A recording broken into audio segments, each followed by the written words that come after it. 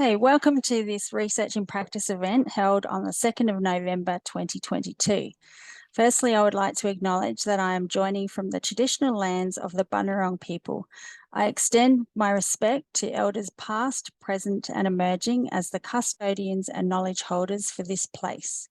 I acknowledge the custodianship for land, seas, skies, waterways and all systems that embody country. I'm Jacqueline Baker, your host, and today's speaker is researcher Michaela Sheahan, who is joining us from Melbourne.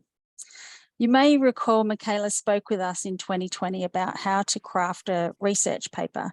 She mentioned that much of her role as a practice-based researcher involved translating the language from academic research into a language that clients can understand. This was one of the many insights that really resonated with me. Michaela wasn't always a researcher. She started her career as an interior designer, working on hospitality and higher education projects. She then undertook a master's degree in environment and planning before joining Hassell as a design researcher, where she remained for 14 years. In this role, she undertook research with Hassell's sector leads and clients. Recently, Michaela took up an opportunity with Campus Intuition, a international company that focuses on improving campus experience with a particular emphasis on student and staff experience. Today's presentation is based on a research project Michaela did with Hassell titled People, Place and Prosperity, using big data for health precinct design. I hope you enjoy the presentation. Michaela. Thanks, Jacqueline. Thank you for the lovely introduction. And I just kind of have to say right from the outset here that, as Jacqueline has indicated, I'm no longer with Hassell, but this is a Hassell project that I completed before I left, and I presented it at the European Healthcare Design Conference. I was hoping to present with another woman, Shari Blatch, who also presented at the European Healthcare Design Conference.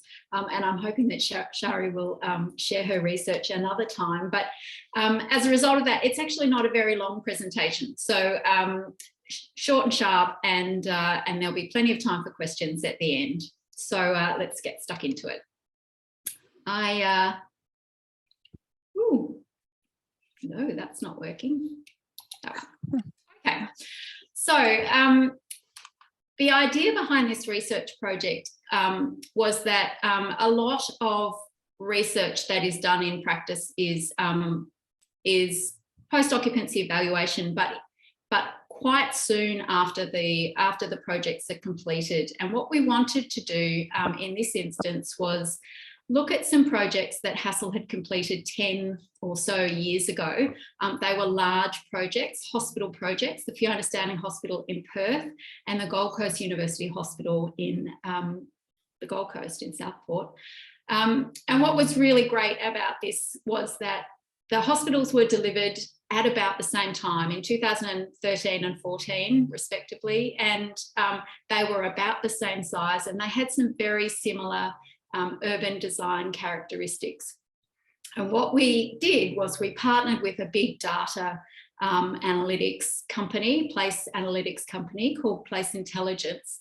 And we collected a whole lot of urban design or pedestrian and vehicle movement data to just see if what had transpired on the sites over that 10 years was what was intended in the original brief. Yep. For each of the precincts. And so the great value of this research for Hassell was that we not only got data about the individual projects and precincts, because they're part of quite significant health and knowledge precincts, but we could also compare them and then build on the database over time with other health precincts and build up some real data-based knowledge about how these types of precincts develop over time. Okay. So over the 10 or so years that the hospitals have been in operation, the two precincts have developed a little differently. these shots show the Gold Coast precinct, and what you can see in the red, within the red line is the Griffith University, and in the green line is what used to be a greyhound racing track, amongst other things, various sporting facilities in 2008. And by 2021, the Gold Coast University Hospital had been delivered, the Gold Coast Private Hospital, the Athletes Village from the Gold Coast Commonwealth Games had been developed. That's in the pink outline. And underway is MedTech development. It's a private development with various sort of commercial buildings for lease that are all intended to be leased by MedTech companies. Also at the Gold Coast, the light rail line was delivered. It terminates at the Gold Coast University Hospital. So that was a really important part of the brief, and was going to provide a significant boost to the development progress of the site.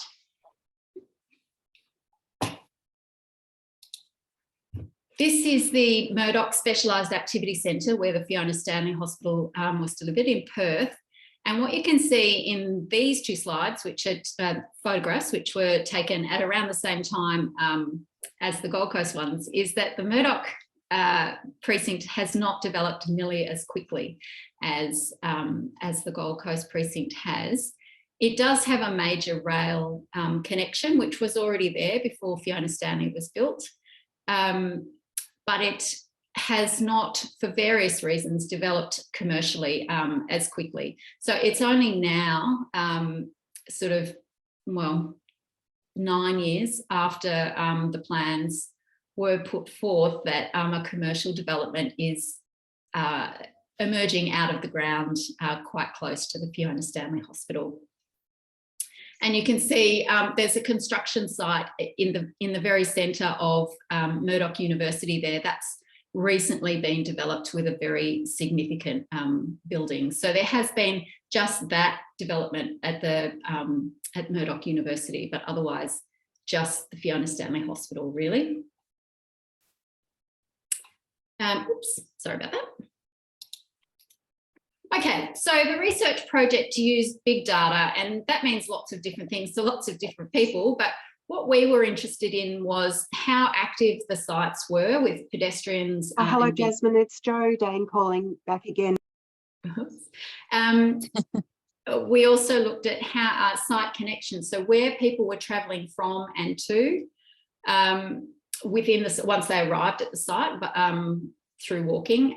We also looked at where people were arriving, whether by public transport or by car, how heavily the public realm was used at what times. And we also sort of looked a bit more broadly, kind of stepped back a little bit and looked at where people were coming from to go to the hospitals, which of course is a really big issue for all states in Australia at the moment. Emergency departments are under the pump.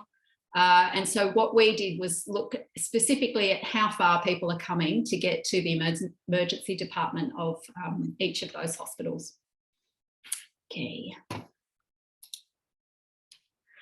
So what Place Intelligence did was they collected mobile phone signals, entirely legal, entirely private, de-identified, all the good stuff.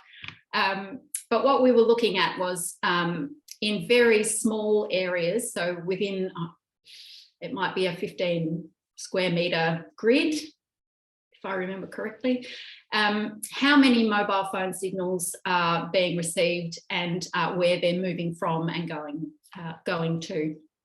And so what you can see here, the yellow indicates very high activity and the red indicates less activity. And so you can see obviously that the hospital areas were the busiest areas within the precincts. There's no surprise there. The university libraries were where most of the activity was on the university campuses. And you can see quite significant activity in the new residential village at the Gold Coast ex-Commonwealth Games precinct. Not much activity in the commercial district there at Gold Coast yet, because it's not quite finished being built. There are some facilities up and running, but not too many. And you can see over on the Murdoch precinct that the hospital is clearly, far and away the most activated area. There's a very large park to the south of the university that doesn't get a lot of action, and the activity across the university is fairly well spread out.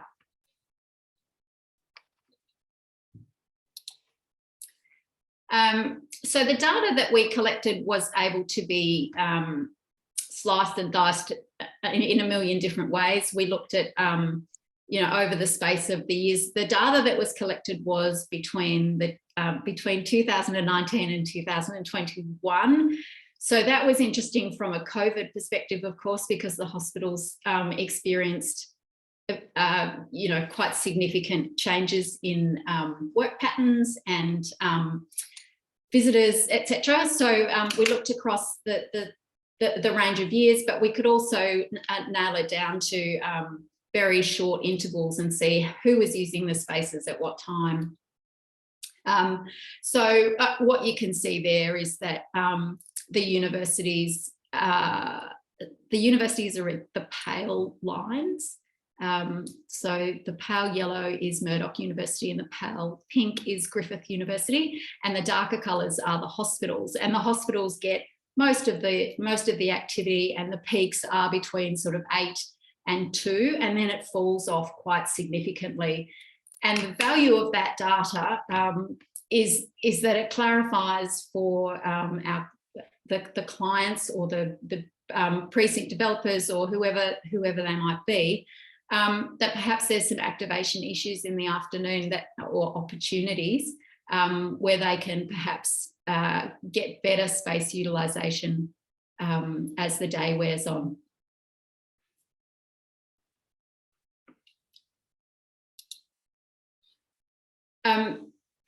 We looked at where all the journeys start and finish. So the way that data was collected is if a mobile phone signal was detected for a period of longer than, I can't remember exactly how long it was, but 5 minutes or so.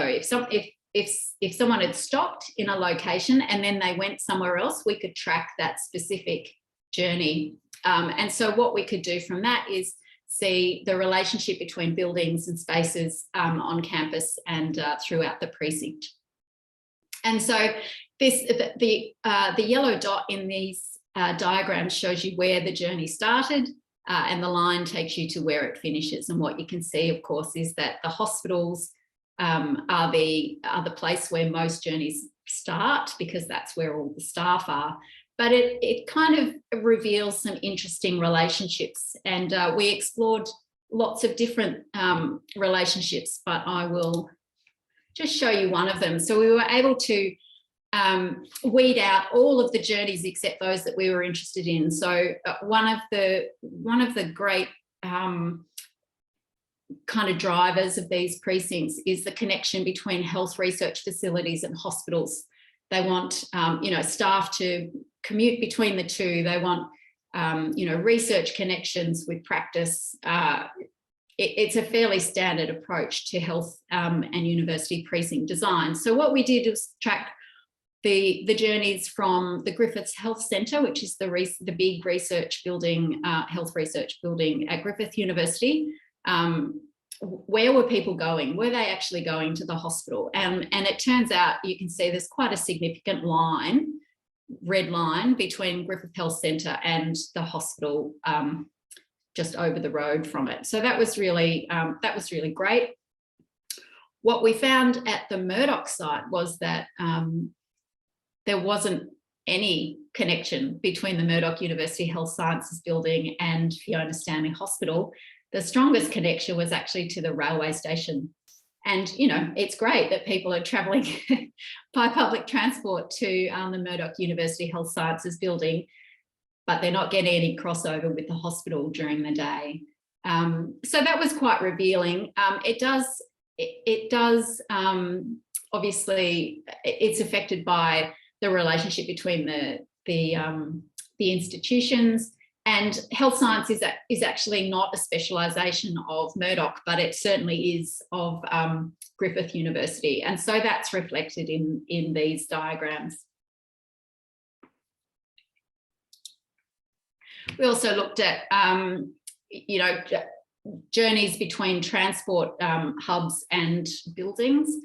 And what you can see for the Gold Coast is that there are 2 light rail stops within the precinct. One, the major one there, it stops right outside the main thoroughfare between the university and the hospital.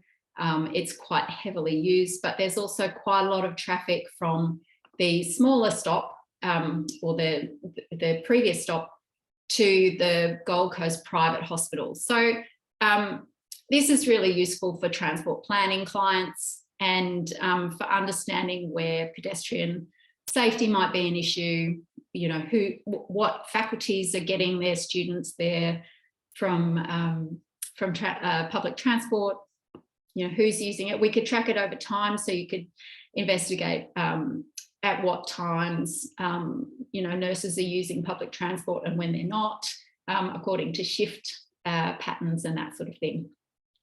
And what you can see at Murdoch is that the rail and bus connection is quite well used by the entire precinct population, and specifically the secondary school, which is quite a long way away from the train stop. So there's a lot of students trudging over a long way, I thought, from school.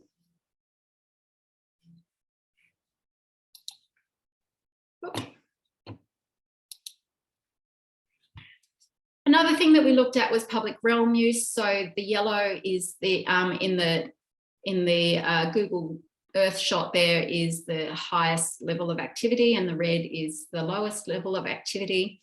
And you can see that the park to the south of Fiona Stanley Hospital is used, but it's not used particularly heavily. It's surrounded by car parks, so quite probably the people who are using the park are just getting to their cars. But the public realm areas in and around the hospital and the rehab and mental health services, which are the buildings on the right there, are quite heavily used. And that was an important part of the brief. It's well documented that staff appreciate outdoor, opportunities for breaks outdoors. And so it was the outdoor spaces were quite generously designed, and it turns out they're being used. So that was great. And you can see the split between staff and visitors, and this was really important for that very reason. Part of the brief was really focused on providing a beautiful space for staff and opportunities to get outside. And the big data that we used is only an approximation of staff and visitors, but the way that that was derived was by determining whether mobile phone signals were repeated over a period of a month. So if a mobile phone, if a particular mobile phone was detected only once or twice within a month, it was considered a visitor. If it was detected on a regular basis, it was considered staff. And that's certainly not an exact science, but it was one way that we could kind of look at the split in the outdoor spaces between staff and visitors. And so the designers were really gratified to see that so many staff were using the outdoor spaces, and obviously particularly during the middle of the week. So that's just a little snapshot. There was a whole lot of findings. I haven't gone into the hospital catchment data. That's quite complex. And there were various other studies that we did about when people were using it and why they were using it, which we can kind of deduce from the times of day that they were there. And there was a whole lot of data that was really useful in relation to safety in the precinct, in space utilisation, and various other studies, transport as I've shown, and relationships between faculties or between departments or different buildings on the hospital sites. So it was kind of it's a pilot project, I guess. Hassell intends to investigate further with the clients, hopefully, but also by collecting other data about other health precincts so that they can set up a sort of a benchmarking of this kind of information, which is really valuable to urban design and innovation precinct development. So there you have it. Design diagnostic. It can be used to investigate what's happened, but the great opportunity also, of course, is that it can be used to potentially inform future design, to make big or small changes to precinct development, to focus where the clients need to spend their money in external spaces. The data is, because it's mobile phone signal, it's flattened down to one dimension. It's a flat reading. So we can't do inside buildings yet, but that is certainly something that Place Intelligence are working on for the future. So if you are interested in having a look at the research in more detail, there's a paper available on Hassell's website. Check it out. It's got more detail, but it's also, you know, if you're interested, certainly get in touch with Hassell. They'd love to talk to anybody about it, really. I'm happy to talk about it too, but in a non-Hassell kind of a way these days, I guess. But if anybody's got any questions, please feel free to fire away. Thanks, Michaela. That was very short and sweet. Everybody's got lunch to get to, I'm sure. Yeah. Andy, do you have a question? I do. I've already had my lunch, so I'm good to go. Michaela, I was really, so literally all of the research that you did is was using mobile phone data. Everything that you presented was using mobile phone data.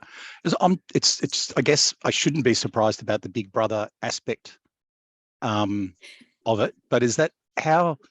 Is that did a single Hassell couldn't access that sort of information directly? There's some sort of agency there's a company that just gets that data from all of the telephone companies and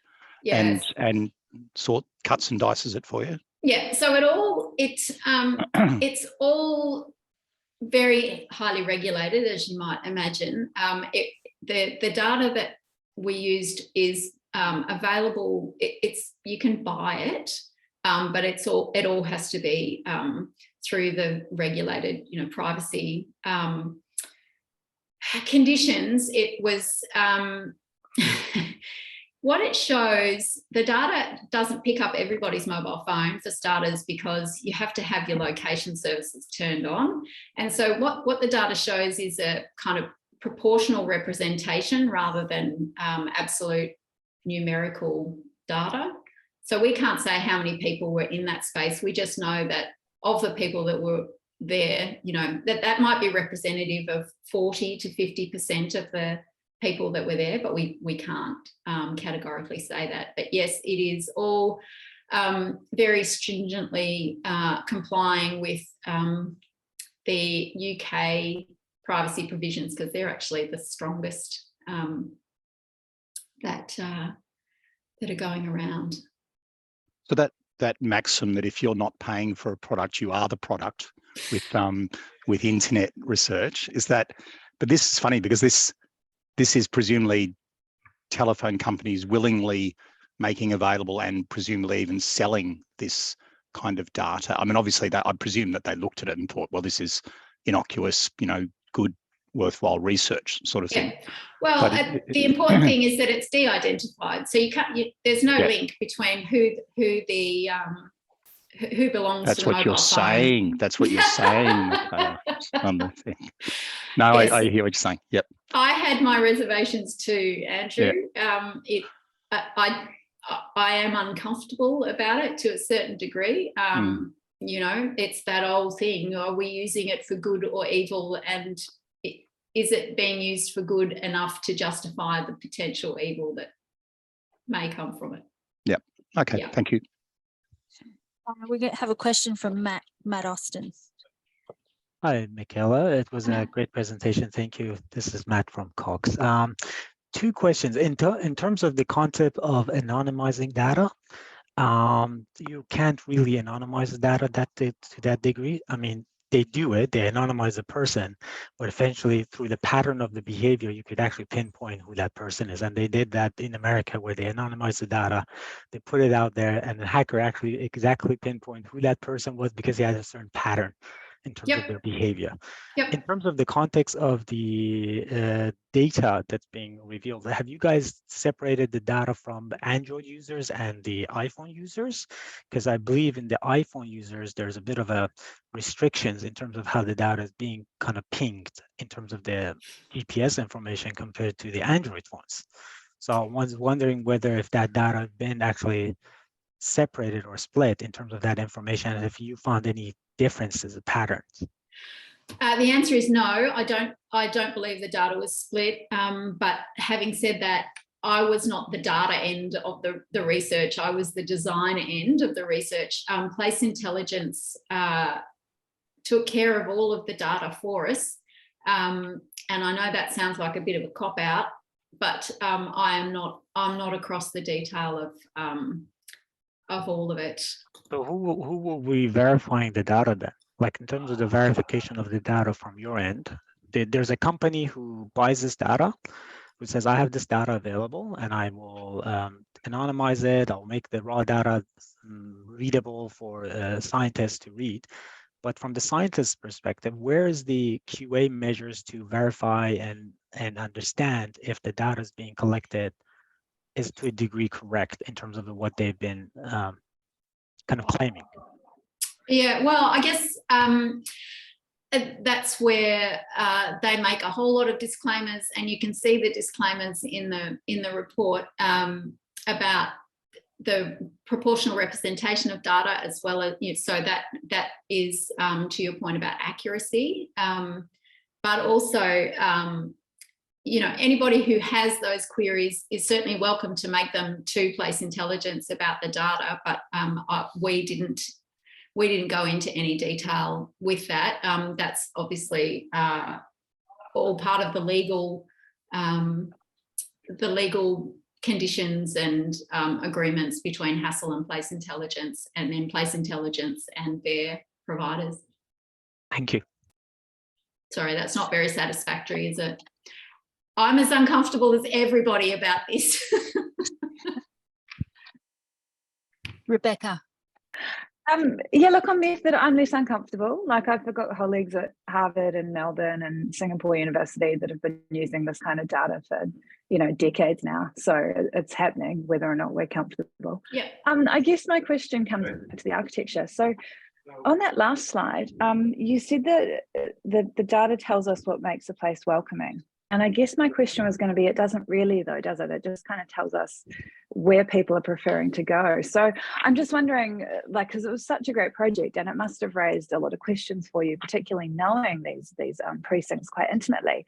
So, I mean, what kind of, in terms of the next questions you would ask, what kind of things are emerging? Yeah, absolutely. So it clearly needs qualitative follow-up to the quant, and unfortunately I'm not there to do that now, but I've no doubt that the project teams from those two precincts were very involved in the process and have now taken the data to the clients, and will continue those conversations in much more detail.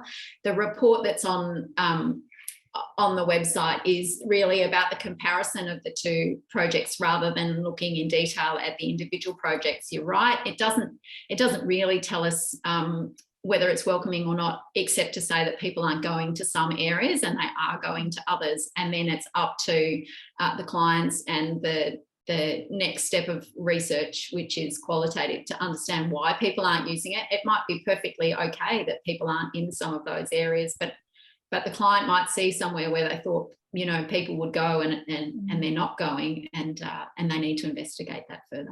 I mean, on a broader level, I guess the reason I'm asking the question is it's quite fascinating. I mean, we hear all the time from government representatives that funding decisions are made on this precinct model, that more money is being spent because it's a precinct. And yet that detailed connection of what about the architecture makes a precinct work versus just assuming that if we clump it all together, it'll work, which your study kind of suggests it doesn't always, right? Like there's obviously a lot more going on to get that to happen successfully. It's just really interesting. And I've not seen any of that kind of research around. I was just wondering if you've come across any of it. The value of design. It's the $64,000 question, Becca, that in 14 years at Hassell, I managed not to answer. Sorry. And you gave it a go, right? I'm still trying. Thank you. Okay. Jo. Hi. Thanks for inviting me to this forum. That was really interesting, Michaela. Mine's a very pragmatic question, really, which is this a Hassell initiative to collect this data, or is it supported by the hospitals themselves? Are they invested in the process of perhaps ongoing research to do perhaps the qualitative stuff as well? The project was entirely at Hassell's instigation. We did tell the clients that we were doing it, obviously, because we were, you know, because it's their precinct, and we thought they probably should know whether they were interested or not. But we also did it as a means to engage with the clients and inform future work. So that obviously both precincts have still got quite a lot of development to go. And we thought it would be very useful for them to know that data could be collected and, you know, could be used in a whole lot of different ways. And in fact, we could collect different data as well. So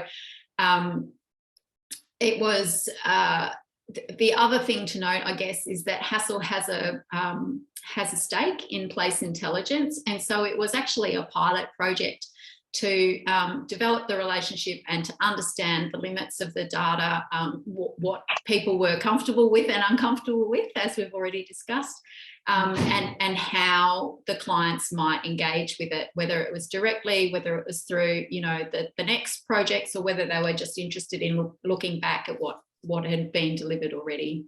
Mm-hmm. Yeah. Great. Thanks, Jo. Rebecca had another comment. Oh yeah, no, I just wanted to reiterate that it's really exciting research. I think it's great. It would be lovely to look at the Melbourne precinct and some of those big international medical precincts in the same way. Yeah, I would dearly love the Royal Melbourne site to you know, that Parkville precinct. It's full. It's got some really big challenges, and they've obviously just recently announced the expansion of Royal Melbourne to the Arden precinct, and so there's I would love to do Parkville as well, Becca. Maybe we should talk to someone. Maybe we should. Yeah. Michaela, have you used this methodology in many projects using big data? Not a lot of projects. Some we've used it for. I keep saying we. Hassell have used it for university precincts or campuses in particular, and we've also done some work at Darling Harbour for the International Convention Centre site. So it's becoming more prevalent within the design work that Hassell does, and they've got grand plans to roll it out much more widely, but potentially not publicly. You know, it's a great design tool, and so it may well be just that it's part of the design process rather than the specific sort of research stream at Hassell. Yep. Thanks, Michaela. Matt has another question. No data questions, please. It No, will. no, it's not. No, it's not that a question. My question is mostly geared towards, so when we do big data analysis in certain processes, we tend to sometimes reverse engineer stuff to confirm our design ideas was great. And every time is in terms of that process, it always goes back to look what was the original idea was, and look at how great this thing is. And I wanted to understand the context of when you collect this data, was there anything that was negative that you guys thought that was something that you didn't realize, and was that been shared with the client in that context of we had this idea that could work but it didn't in that process? And is Hassell open to sharing that information with the client when that type of kind of theories fail? Yeah, look, certainly Hassell would be happy to share it with the client in the context of rectifying things that went wrong or didn't quite turn out like they thought. It did uncover some things, but like all research, it uncovered mostly what we already thought or what we already knew. So it's more in some ways, it's more a validation exercise, but there were some things. And so, for example, in what I showed you, the fact that there was nobody moving between the Murdoch Science Building and the hospital, that would be of great interest, I think, to the client, because the hospital was put beside the university for good reason, as they often are. And that reason, perhaps, I mean, there's obviously efficiencies with transport and, land availability and all the rest of it. But getting the university and the hospitals to work together is a pretty strong driver, and it's not happening at Murdoch. So I think that's something really valuable that came out of the research, and the client would be very interested in that. Thank you. Andy, did you have another question? No, I'm spent. And you finished your lunch. I don't want to send Matt off on another tangent on the thing. Okay. I have one more, really short one, but I wonder if at Murdoch it's the issue of the car parks. Like when you showed that aerial, I was blown away by just how much car parking and sort of lack of urban realm. Like, why would you want to traverse it? Yeah, it's a really suburban. I haven't actually been there, but it's in the bush. Like they're surrounded by bush. It's very low density housing all around it. It's very, the campus is largely 1 to 2 stories. It's really not an urban environment at all, and everybody drives there. Well, 10% or whatever catching public transport, but otherwise, yeah, it's surrounded by cars, which isn't unusual for hospitals because of shift work and whatever, but yeah, an issue.